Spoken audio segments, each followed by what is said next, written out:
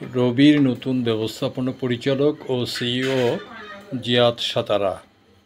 রবি ওজিয়া টাপি এলসির পরিচালনা পর্ষদ জিয়াদ সাতারাকে কোম্পানির পরবর্তী ব্যবস্থাপনা পরিচালক ও প্রধান নির্বাহী কর্মকর্তা সিইও হিসেবে নিয়োগ দিয়েছে।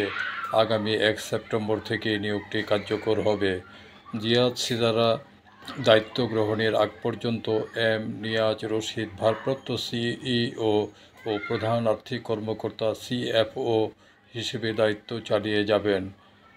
বাংলাদেশ, জর্ডান, ইতালি ও কম্বোডিয়া সহ বিভিন্ন দেশের টেলিযোগাযোগ খাতে 30 বছরেরও বেশি সময় ধরে কাজ করেছেন জিয়াদ। তিনি মোবাইল, ব্রডব্যান্ড ও ফিক্সড লাইন সেবা খাতে উদ্ভাবন, বাণিজ্যিক উৎকর্ষ ও প্রযুক্তি নির্ভর রূপান্তরের মাধ্যমে দীর্ঘদিন সাফল্যের সাথে কাজ করেছেন।